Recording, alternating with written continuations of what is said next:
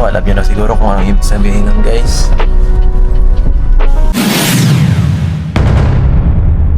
So guys mga Kalingap, usap-usapan ngayon po yung bagong reveal ni Kalingap Edo na talaga naman pong ikinagulat ng marami. Ayan, grabe. Ano nga ba ang sekreto ni Papa Eds na talagang matagal na po nating hindi nalalaman, lalo na nga po sa social media, kung ano nga ba yung matagal na niyang itinatago. At ito nga po ay unti-unti nating ngayong natutuklasan dahil na rin po sa handa na at gusto na po talagang ibunyag ni Kalingap Edo. Ano nga ba kaya ito guys mga Kalingap? Sa video ito guys mga Kalingap ay pag-usapan po natin yung reveal ni Kalingap Edo at yung sinasabing sekretong malupit. Na ito ba yung magpapagulat po sa atin bilang viewers na patuloy pong sumusubaybay kay Kalingap Edo? O ito ba yung makakapagpa-inspired po sa atin sa lahat po ng mga magagandang nangyayari o hinahangad ni Papa Eds? Kaya naman guys mga Kalingap, samahan niyo po ako hanggang dulo sa video ito dahil iisa-isahin po natin ang mga impormasyon. Pero bago yan guys mga Kalingap, huwag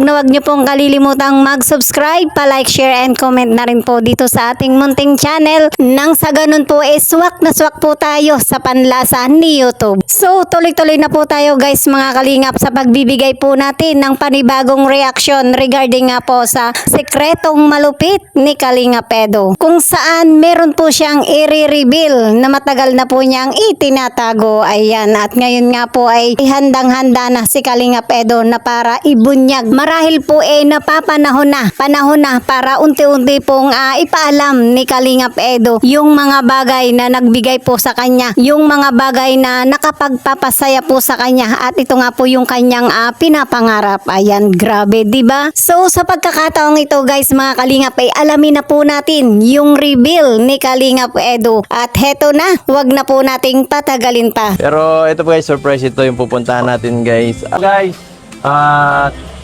Pupuntahan po namin yung titira nila ngayon. First time po ipapakita ito sa lahat ng i-announce pala. Ayoko kasi masyado ma-expose yung yan. Yung ating live, kaya ito, medyo konektado naman sa ating sa pagtulong. So why not, no? Sama na natin sa vlog. So ito po si Rodilyn, ito siya sa titira doon. Okay. So ayun guys mga Kalingap, grabe, talagang hindi lamang po tayo magugulat, talagang mai-inspired pa po tayo para kay Kalingap Edo dito sa reveal ni Kalingap Edo. At ngayon lamang daw po niya ito ipapakita kasi nga ayaw daw po niya na ma-expose yung kanyang buhay. Ayan, grabe, diba? Na kumbaga mga Kalingap, mas gusto pa ni Papa Eds yung mga nagkakatotoo na, yung totoo nang nakikita, napapakinabangan, at syempre pwede na niyang ipakita at ipagmalaki. O ayan, diba? Kaysa sa mga gusto pa lamang niyang gawin, pangako pa lamang niya o pinaplano pa lang, pero heto na at talagang nagkatotoo na. Ganyan po guys mga Kalingap kasidhi si Kalingap Edo pagdating sa mga bagay na talagang makakatulong po sa kanya, lalo na nga po sa kanyang pagcha-charity, at talagang napakalaking bagay po yung mga plano niya. At syempre kilala naman po natin si Kalingap Edo sa kanyang pagiging tahimik, pagiging sekreto ng ilang part ng kanyang buhay, lalong-lalo na nga po sa kanyang mga investment. Ayan, grabe. So sa ngayon nga po kailangan na po ito ni Kalingap Edo na i-reveal dahil nga po kailangan na rin po niya ito na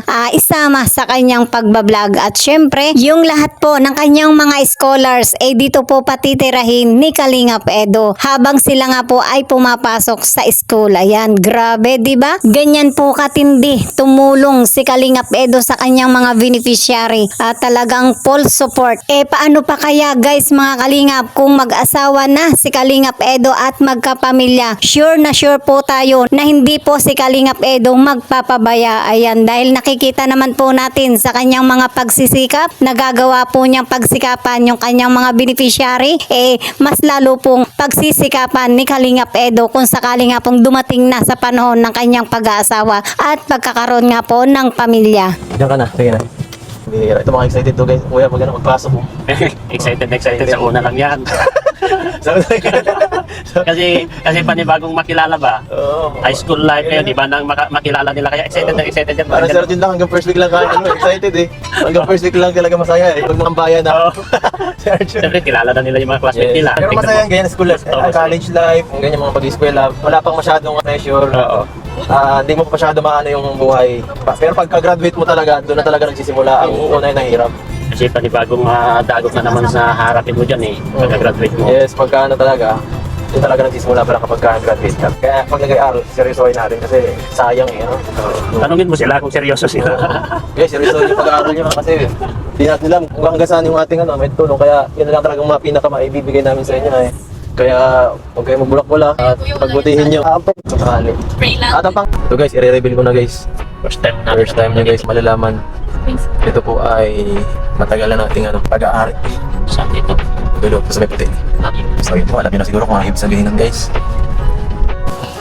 Guys. Tara po mga kalingap. So ayan po, papuntahan po namin ngayon yung titirahan na nila. At for FYI po, ito po ay pagmamayari ko. Yan. Pagmamayari ko po yan. Tagal na to guys, siguro sa taon na itong pagmamayari. At ito sila na po ang una kong patitirahan dito kasi ito pong bahay ay malapit doon sa sa paaralan. Sino man ang gusto ko rin dito makatulong sa kanila. Kasi sayang kasi lalo na ngayon medyo mahirap maghanap ng sponsor syempre. Hindi na lang tayo kahit sa ganitong paraan, mabigyan sila ng konting tulong sa sa enrollment sa tirahan. Doon na lang tayo babawi. Para hindi sila mahirapan masyado. Papasok tayo guys. Ito po, welcome to my house. Guys, medyo hindi naman ito kagagandaan po. Pero at least libre. Yun ang mahalaga. Sarado guys, ang daming lock. Wala pa kasi masyadong tao dito. Yung iba dito meron. Kaso malipat ka lang yata sa pasukan. Guys, nandito na po yung nakarating na din yung ating dito. Mayorduma. Tagal namin naghintay dito guys, ang oras. Nasa kanya ang susi guys ay. Dito po si mama. Nagluluto pala. So walang dito tao. Grabe, sarado pala dito lahat pagka And so, ano na? Dito na daw sila titira. Ma. Natulog na nga yung isa Buhay yung isa, buhay. Late lang guys ang tira nila dito. Tagtsagaan na muna, ang mahalaga ay may libreng upahan. Kasi mahal ngayon guys. Minsan, ang isang tao ngayon sa maliit na pusis na room, aabot ng 2,000 to 2,500, ganyan po. Ililibot pa natin sila doon sa kabila, baka maligaw sila. Nakapasok sa ibang kwarto. Ayun ba dyan? Guys, malamak dito. Sa malawak ko sila nilagay kasi para hindi sila magsipaan. Pag hindi na ako. Pag hindi sila okay, hindi sila magsipaan guys.